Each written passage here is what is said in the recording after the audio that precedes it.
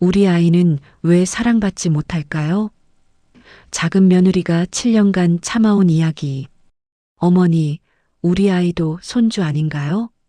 한 여성의 떨리는 목소리가 명절 저녁 식탁 위로 조용히 퍼졌습니다. 그 순간 온 집안이 얼어붙었습니다. 10년을 참아온 말, 수없이 삼켰던 그 한마디가 드디어 입 밖으로 나온 것입니다.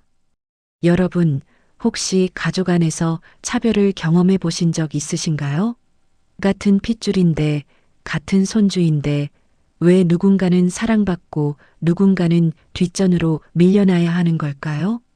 오늘은 작은 며느리로 살아온 한 여성의 이야기를 통해 우리 사회에 여전히 뿌리 깊게 남아있는 차별에 대해 이야기해 보려 합니다.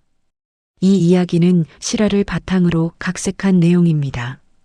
어쩌면 여러분의 이야기일 수도, 여러분 주변 누군가의 이야기일 수도 있습니다. 지금부터 들려드릴 이야기는 결코 가볍지 않습니다. 하지만 우리가 함께 생각해 봐야 할 매우 중요한 이야기입니다. 본격적인 이야기를 시작하기 전에 여러분께 작은 부탁을 드리고 싶습니다. 이 영상이 더 많은 분들께 전달될 수 있도록 구독 버튼과 좋아요 버튼을 꼭 눌러주세요. 그리고 알림 설정까지 해주신다면 앞으로도 우리 사회의 다양한 이야기를 함께 나눌 수 있을 것입니다. 여러분의 작은 클릭 하나가 큰 힘이 됩니다. 댓글로 여러분의 생각도 자유롭게 남겨주세요. 그럼 이제 작은 며느리 민수진 씨의 이야기 속으로 들어가 보겠습니다. 서울 근교의 한 아파트. 35살의 민수진 씨는 결혼 7년 차 5살 딸아이를 키우는 평범한 워킹맘입니다. 남편은 이남 중 둘째. 위로 형님 부부가 있고 형수님에게는 초등학교 2학년 아들이 하나 있습니다. 수진 씨의 명절은 늘 복잡한 감정으로 시작됩니다. 설레기보다는 무겁고 기대보다는 체념에 가까운 마음. 왜냐하면 명절마다 반복되는 그 장면을 또다시 목격해야 하기 때문입니다. 우리 준호 왔네. 할머니 손자. 얼마나 보고 싶었는지 알아? 자, 이거 용돈이야. 할머니가 준비한 거야. 시어머니 김영애 씨는 현관문이 열리기 무섭게 큰손주 준호에게 달려가 안아줍니다. 그리고 어김없이 두둑한 봉투를 건넵니다. 준호는 환하게 웃으며 감사합니다. 할머니. 하고 인사합니다. 시어머니의 얼굴에는 햇살 같은 미소가 가득합니다. 30분 후 수진 씨 가족이 도착합니다. 5살 딸 지우는 작은 손으로 꼭 쥔 그림을 들고 할머니께 달려갑니다. 할머니, 지우가 그림 그려왔어요. 하지만 시어머니의 반응은 사뭇 다릅니다. 그래. 수고했네. 거기 놓고 손 씻어라. 짧은 대답뿐입니다. 용돈 봉투는 없습니다. 특별한 선물도 없습니다. 지우는 고개를 갸웃하며 엄마 수진 씨를 올려다봅니다. 이것이 수진 씨가 7년간 지켜본 명절의 풍경입니다. 처음엔 우연이라 생각했습니다. 하지만 이것은 우연이 아니었습니다. 수진 씨가 차이를 느낀 것은 결혼 첫 해부터였습니다. 당시에는 큰 며느리 아이만 있었고 자신은 아직 신혼이었기에 대수롭지 않게 넘겼습니다. 그럴 수 있지. 손주가 한 명뿐이니까. 하지만 자신의 딸 지우가 태어난 후에도 상황은 전혀 달라지지 않았습니다. 생일날의 풍경을 한번 볼까요? 준호의 생일에는 시어머니가 직접 백화점에 가서 고른 옷과 장난감이 쌓입니다. 우리 장손 생일인데 이 정도는 해줘야지. 식당도 준호가 좋아하는 곳으로 예약합니다. 온 가족이 모여 축하해 줍니다. 케이크는 준호가 좋아하는 캐릭터로 특별 주문합니다. 반면 지우의 생일은 어땠을까요? 생일? 아, 그래 축하한다. 간단한 인사뿐입니다. 선물은 형편없이 작거나 아예 없을 때도 있습니다. 심지어 어떤 해에는 생일을 깜빡하고 지나간 적도 있었습니다. 나중에 수진 씨가 어머니, 지난주가 지우 생일이었는데요 라고 조심스럽게 말하자 시어머니는 아이고 미안하다. 요즘 깜빡깜빡해서라며 대수롭지 않게 넘어갔습니다. 이런 차이는 일상 곳곳에 스며들어 있었습니다. 시어머니는 주말마다 큰 집에 들러 준호를 봅니다. 준호야, 숙제는 다 했어? 할머니가 봐줄까? 준호의 학교 생활에 깊은 관심을 보이고 학원도 알아봐주고 준호가 좋아하는 간식도 늘 챙깁니다. 큰 며느리는 어머님이 너무 잘해주셔서 감사해요라며 사진을 가족 단톡방에 자주 올립니다. 하지만 수진 씨네 집에는 거의 오지 않습니다. 한 달에 한 번 올까 말까 합니다. 와도 머무는 시간은 30분 정도. 엄마 바쁘니까 금방 갈게라고 말하며 서둘러 돌아갑니다. 지우가 할머니 같이 놀아요라고 매달려도 다음에라며 손만 흔듭니다. 명절 세뱃돈도 차이가 났습니다. 준호는 10만 원, 지우는 3만 원. 처음에는 나이 차이 때문이겠지라고 생각했습니다. 하지만 나이가 비슷해진 지금도 여전히 차이는 벌어졌습니다. 준호는 20만 원으로 올랐지만 지우는 여전히 5만 원 정도였습니다. 가족 모임에서도 마찬가지였습니다. 시어머니는 늘 준호에게 먼저 말을 걸고 준호의 이야기에 귀 기울입니다. 우리 준호 영어 학원에서 상 받았다며?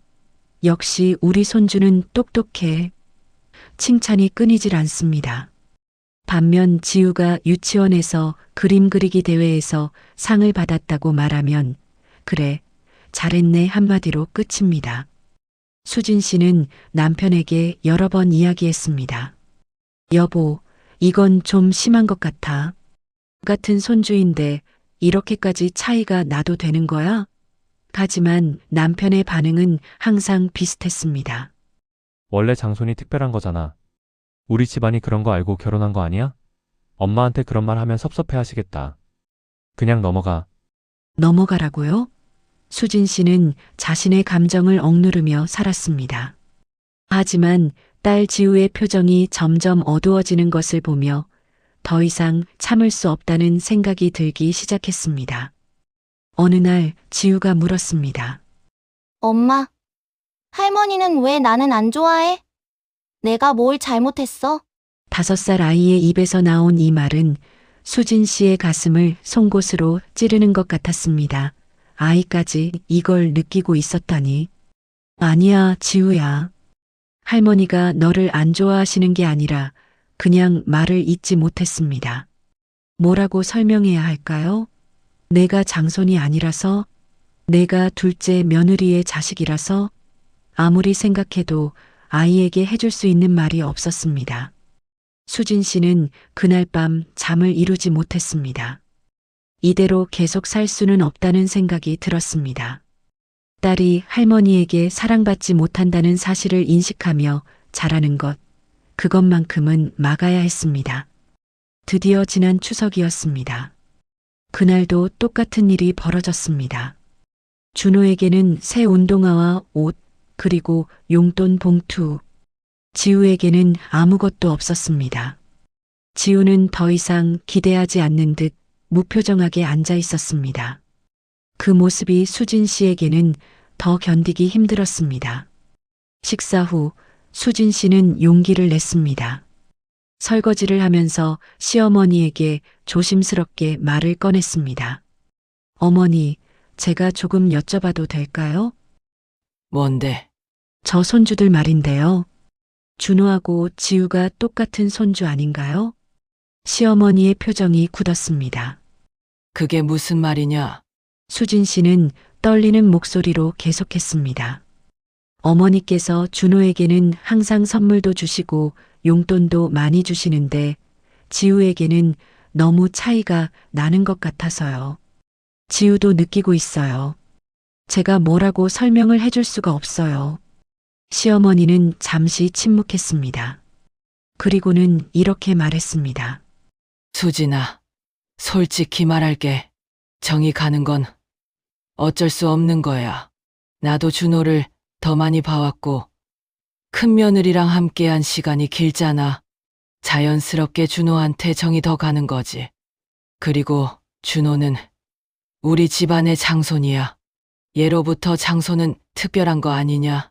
하지만 어머니, 지우도 어머니의 손주예요. 같은 피를 나눈 가족이에요. 그건 나도 안다. 하지만 내가 느끼는 감정까지 어떻게 해?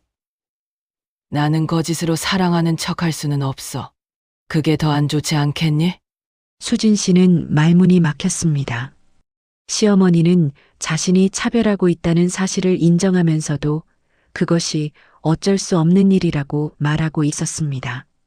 감정이란 통제할 수 없는 것이니 자신의 행동도 어쩔 수 없다는 논리였습니다. 어머니, 그럼 지우는 평생 뒷전이어야 하나요? 아이가 자라면서 점점 더 상처받을 텐데요. 그건 내가 잘 설명해주면 되지 않겠니? 세상이 원래 공평하지 않다는 걸 배우는 것도 교육 아니겠어? 그 순간 수진 씨는 깨달았습니다. 시어머니는 자신의 행동이 문제라고 생각하지 않는다는 것을, 오히려 당연한 일이라고 여기고 있다는 것을, 그리고 이 문제를 해결할 책임을 며느리인 자신에게 떠넘기고 있다는 것을. 수진 씨는 조금 더 솔직하게 말했습니다. 어머니, 제가 7년 동안 참아왔어요. 처음에는 이해하려고 노력했어요. 장손 문화도 알고 어머니 세대의 생각도 이해해요. 하지만 지금은 2025년이에요. 지우는 아무 잘못도 없는데 왜 차별받아야 하나요? 제가 원하는 건 특별 대우가 아니에요.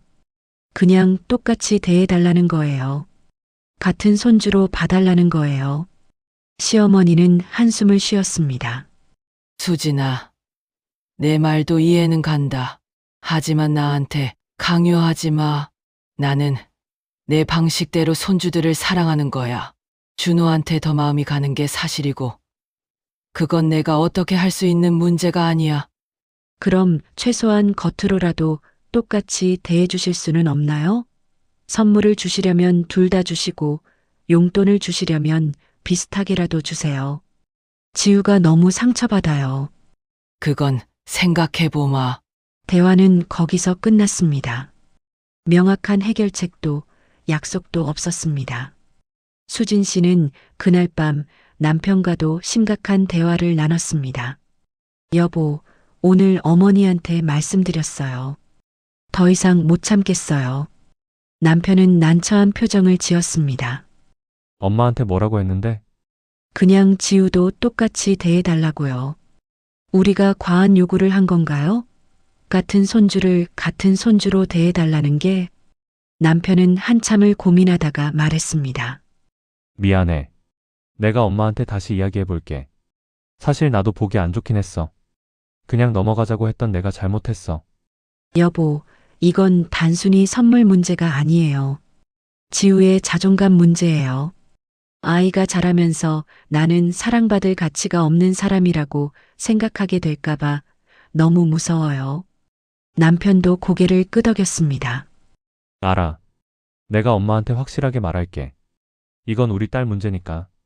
그 후 며칠 동안 남편은 시어머니와 여러 차례 통화를 했습니다.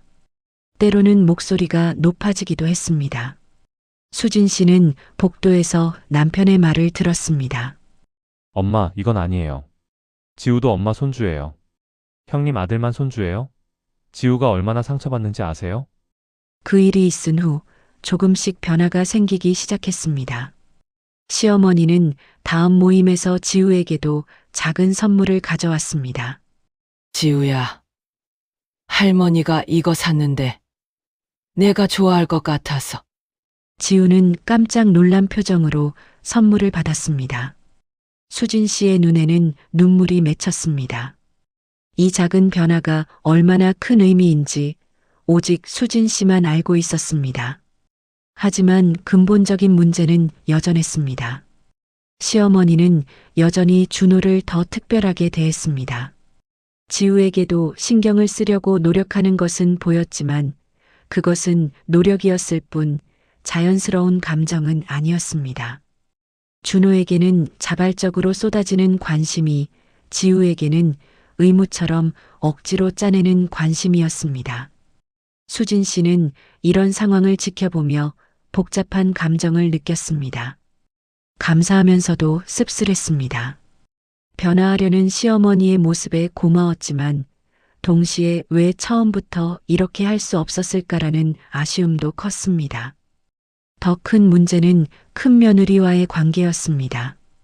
큰며느리는 수진 씨가 시어머니에게 문제를 제기했다는 사실을 알게 되었고 기분이 상했습니다. 우리 준호는 장손인데 특별 대우받는 게 당연한 거 아니에요? 굳이 그런 말씀을 하셔야 했나요? 가족 모임의 분위기는 예전만 못했습니다. 눈에 보이지 않는 긴장감이 흘렀습니다. 시어머니도 불편해했습니다. 내가 노력하고 있지 않니 뭘 더 바라는 거야? 어느 날 시어머니가 수진 씨에게 말했습니다. 수진 씨는 대답할 수 없었습니다. 무엇을 더 바라냐고요? 진심 어린 사랑을요. 억지가 아닌 자연스러운 관심을요. 하지만 그것을 어떻게 말로 요구할 수 있을까요? 한 달에 한 번 시어머니는 지우를 위해 특별히 시간을 냈습니다. 함께 공원에 가거나 간단한 간식을 사주었습니다.